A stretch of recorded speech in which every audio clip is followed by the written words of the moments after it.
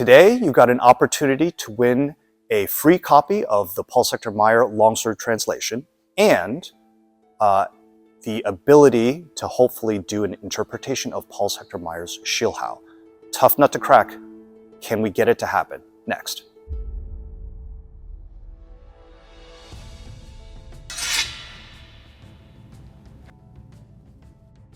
Jeff's High Forte Swordplay. So we've been building up to this two-part video.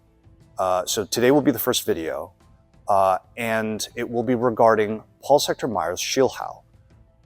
In the past several videos, we've had opportunities to look at Paul Sector's material, and he is very challenging. He can be very challenging, but he's challenging in the same way that any, fair puzzle is challenging. If you don't have the right key, or if you only have part of a key, it's very difficult to, figure out a puzzle.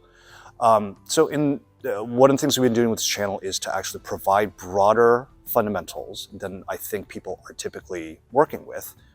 And some of those include keys to really help better understand a lot of these more challenging sources like Joachim Mair and Paul Sector Mair. So we're going to focus on Paul Sector Mair's Schiel in these next couple of videos. And as a reminder, other things that we've already looked at that are relevant. We looked at a previous wrestling technique from the Baumann Fesch book that Paul Sector also describes and actually adds more context to. So we have a good sense of, oh, he's not just making stuff up and he's actually adding more value. We've also looked at Paul Sector Mair's Krumpau and his Zwerghau and gotten some really good insight into, again, he is not just making stuff up with poor understanding. He's actually suggesting ways of executing Krumpau and Zwerghau, which are consistent with Lichtenauer in general, and actually add elements that the other sources are not necessarily adding explicitly, but are consistent. So today with Schiel, part of the question is, okay, can we expect the same? Can we expect that what he's describing, which it's taken me a good part of 20 years, the better part of 20 years to get to this point, but is he, between his text and an illustration, describing something which actually makes sense, or is it noise? Is it signal or noise? So before I get much further, if you've been enjoying the content that we put on this channel, please like, subscribe, share, do all those things. But we'd really love some more feedback on this particular video. And to kind of get us there, I mentioned a little while ago through various sources that we have the most recently published translation of Paul Sector Mair, his longsword section. That is very recently something that has become available for purchase. So hopefully those will be going out in the near future. And as a reminder, there are other volumes that are going to be coming out. Paul Sector's list of weapon forms is vast, to say the least. I mean, it includes everything from longsword to dusak to poleaxe to sickle to scythe. And I mean, it gets pretty gothic if you think about it. So if you would like an opportunity to actually win a free copy of at least his longsword book, all you got to do, be a member of the channel and comment, put into the comments below which of Paul Sector Mair's many weapon forms that are still to come are you the most excited to actually see. So put that into the comments, and in a little while we'll actually do a free drawing and let people know who the winner is.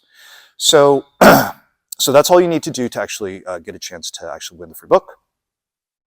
The other opportunity, which to me is just as exciting, if not more so, in my experience, it's rare to have to start from a place where you've got some sort of technique, some sort of documented technique that looks crazy. Like, it looks like I just don't understand how you get to this picture. I don't understand how you make these words work. How do you match actions to these words? To go from that state and then all the way to the point where, oh, it becomes really crystal clear we're matching the text, we're matching the image. All of that just lines up. And of course, there's always the danger that, there could be multiple interpretations that still match it. And I would love to see those, honestly. But having looked at a very difficult starting point, I think getting to anything that actually matches it probably is a really strong argument for it being a very solid contender, if not the correct interpretation. So I'm here to tell you, for Paul Hector Mair's Schiller, it is possible. It is possible to get there. And what I want to do is actually give that opportunity to everybody, right? Like, I could just give the interpretation, but I think you can't really replicate the feeling and the sort of euphoria of actually cracking something on your own. And so what I want to do is actually not give the answer right away, but to actually give you, again, the cleanest translation of the source material that you can work from, and then a couple of technical hints in terms of, okay, these are broadened fundamentals that you probably need that we found really important for us to be able to get to the point of, this totally doesn't make sense, to, wow, this is such a clear match. So, okay, so let's talk about a couple of these things. These are going to be elements which, if you've been watching our videos, they will be familiar to you. But for anybody who's new to the channel, a couple of key elements. The two big ones are Aufstreichen, the sweeping up from below, and the winding element of the Krieg. If you go to the Zornhau section in Lichtenauer, he talks about a certain winding action that he refers to as the Krieg. So, so we're going to go through and actually walk through those couple of mechanics, just so people have that kind of fresh in their brain. And then after this, what we're going to do is basically provide, again, the cleanest transcription and image. These things you can get from, you can certainly get the image from Lichtenauer and other sources, but we'll put the image here. We will also put a clean transcription, and actually translation of the original text here. And there is an important element, even to the translation, which needs to be pointed out. And I'll come back to that before the end. Okay, so let's talk about Aufstreichen, and then let's talk about the Krieg. So let's start with the Aufstreichen piece. Okay, so with Andre here, we're going to start by looking at the first of sort of two big technical pieces that we have. So the first is going to be talking about Schiller, but a sort of particular type of Schiller, which is actually probably broader than what most people think about for Schiller. And then the second part will be the Krieg per the Zornhau version. So before we get to that, let's do a quick reminder. How do we get into where Schiel is relevant here? We're going to actually start with Aufstreichen. So if he's setting up a standard Aufstreichen flow, if you'll remember, Paul Hector Mair has already given us this guy. This is his spheric, right? And so really his spheric is sort of Aufstreichen with potentially a winding version where we just stay on the blade, but we're still attacking from that outside. So instead of me, when he cuts forward, I parry, and when I come forward, instead of using the long edge, I actually flip to this short edge to try to get around, further around. So, so a bit of really useful interpretation logic is always, what are all the different possibilities, right? Is there a possibility that hasn't been explored? So as we do Aufstreichen, when I come in, I've done the long edge, I've done the short edge. What happens if I go this way, right? So now if we set this up, standard, that way. Now here we go.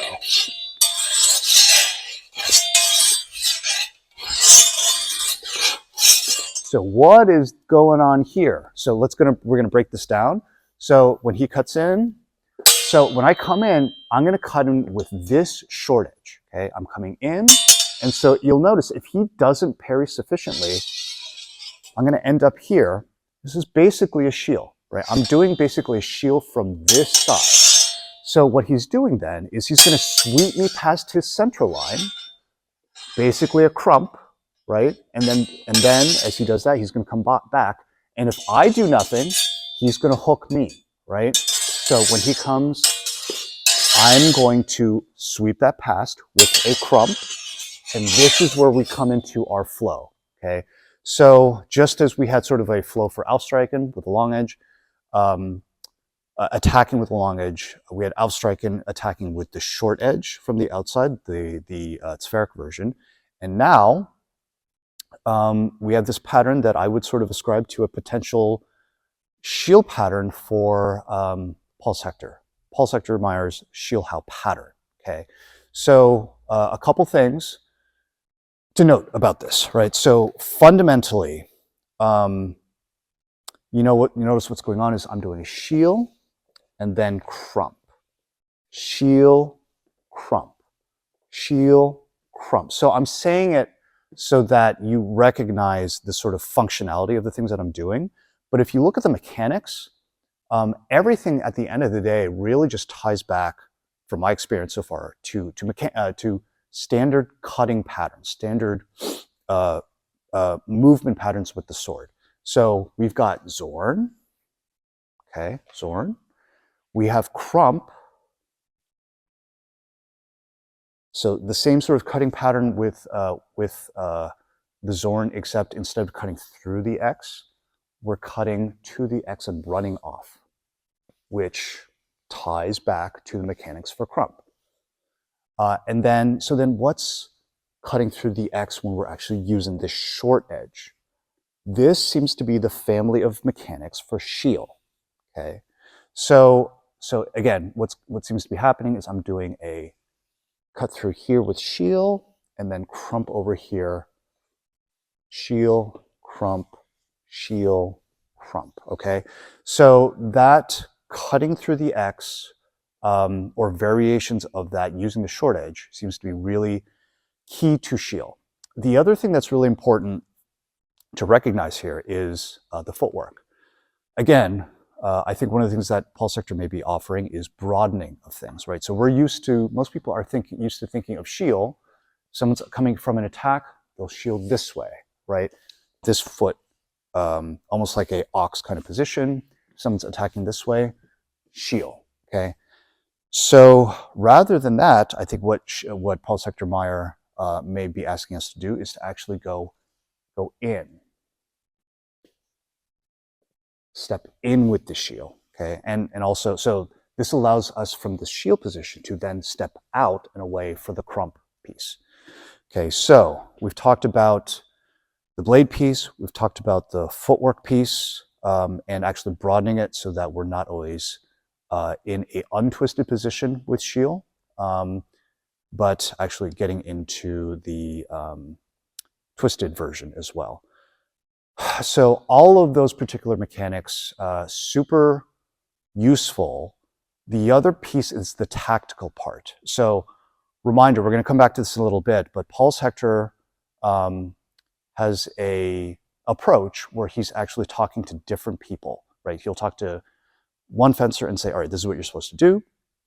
Then he'll switch and talk to another person and say, okay, this is what you should do in response to that. The tricky part is that sometimes when he's telling one person to do something, the other person is not just in a vacuum doing nothing, right? So sometimes you need to know what the other person is doing. So the other big reason to show you this flow is when you get to looking at the passage, knowing this flow may very well help you fill in the gaps of like, what is the other person doing at the time? Meaning, where is that person in space as well? What is their blade doing? Which, again, may be particularly useful. So, all right, hopefully that's all the pieces that you need for the Schiel pattern, this kind of Aufstreichen variant that results in Schiller for Paul Sector Mair. So that's one big piece. So the other piece, which you're going to bowl under back in for, we're going to talk about the Krieg or the war, the winding, that is something that gets mentioned in, actually, like, it's very well documented in the Zettel from the Zornhau section where he talks about the Krieg, the war. Okay, so from here, when we come together, one of the very classic things is to start winning the engagement by winding up, right? So when I start winding here, if I win this, the next thing I want to do is be able to come in and threaten this target, right? So from here, he can have a number of different responses, and I should just turn this a little bit this way.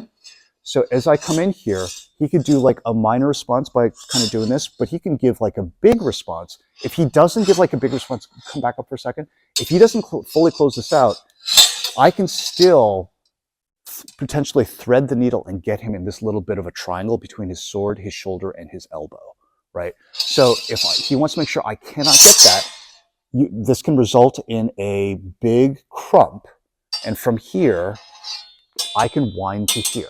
Now I threaten here, right? So this is going to drag across his belly. If he continues to follow, then that allows me to come all the way back up, right? So we've done a video on this on the whole noble war, the Krieg from the Zornhau section.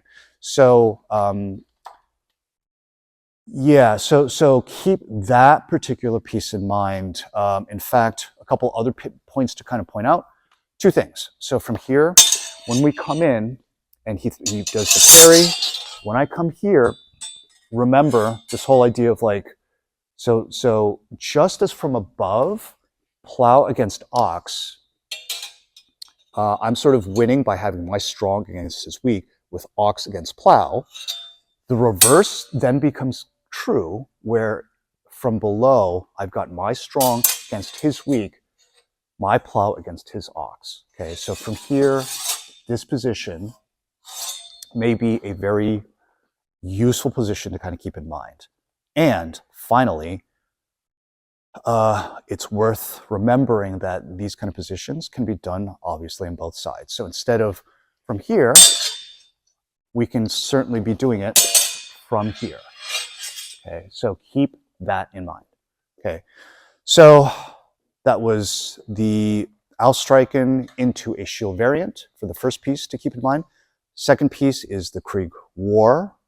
Again, remember to do that on both sides. And I think those are the two really big key pieces that you need. Other general things to just keep in mind, remember that a lot of the time, in all the videos we've been doing, being able to do this with broader fundamentals has been super valuable because it really adds extra dimensions that I think are not being explored enough, both practically and in terms of trying to interpret things. So remember that if we, rather than doing mechanics where we do some sort of blade action and then end up standing with our feet equally balanced on both feet, but in fact keep them moving. So step and blade action, step and blade action, step and blade action, step and blade action. That allows for a much more dynamic, fluid movement, which also allows for offline movement, which again may be really useful for what needs to be done here. Okay, so that's just about it. So next, we're basically going to pop up a version of the text, the translation, as well as the image. So you can, at some point when we throw that up, obviously freeze the video, take a look at that and see if you can kind of work through stuff. One of the final things I want to add is with the translation. Remember that the original source, and hopefully the image that we show may include some of the original written stuff, and you'll see that it's a big block of text, right? So Paul Hector Mair, unfortunately, does not give us really any sort of like visual indicator of who is he talking to at any given time. And so in the translation that we've done, we've attempted to add that extra context in there by saying, okay, we think we understand the techniques, and we think that, for these couple of sentences, he's talking to one person. And then for these couple of sentences, he's switching who he's talking to and going back and forth. So every time there's a carriage return, we believe that he's switching who he's talking to. You'll notice that what we pop up here versus what shows up in the published translation, for anybody who grabs that, we have added an extra carriage return, which I think is really valuable and critical to this potential interpretation. Bear that in mind. So take a look at the carriage returns that we include in this particular video as probably the more current and updated ones based on our latest understanding of this technique. And reminder, this is not the first time where, as we were working through a deep dive on something, that we noticed, oh, hey, it looks like maybe he's switched who he's talking to, and we hadn't realized. If you go back and look at the pretzel technique that we did a video on quite a while ago, that was another great example where, whoops, looks like he actually switched who he was talking to. And we know that because we really understand that technique pretty well from the help of other sources that describe the same technique. So yeah, so you've got the image, you've got the text with the right context and with these other technical elements that should help you hopefully be set up for success in trying to have that light bulb moment, which I think is really, really fun and cool if you can get there. And don't get me wrong, like I've kind of given this to other people to make this attempt. There are definitely places where you can kind of make certain assumptions still and kind of like go down a rabbit hole. If you find that you run into these situations where it isn't working out, that's part of the journey. And part of what you have to do is kind of go back up through the rabbit hole that you've gone down, figure out, okay, well, what do I need to change in order to start make this make sense? That's all part of just interpretation. So hopefully the sort of milestones that we've given you, the landmarks, if you will, of things to kind of look for, hopefully they will help set you up for success. So at this point, happy hunting, good luck. I hope you find, the pot of gold at the end of the rainbow, because it's really pretty cool if you can get to that point. So good luck. If anybody kind of figures out something, please don't hesitate to get in touch and share a video. And I will be happy to share a video back of our version to see, what matches, what's really close to what you guys figured out and what seems to differ. And even if there is a difference, those things can be valuable too. There could be that, oh, there's actually something that you figured out, which is actually something that would enhance what we have, or vice versa. So yeah, this is the fun stuff. So good luck. Love to hear from people who give this a shot.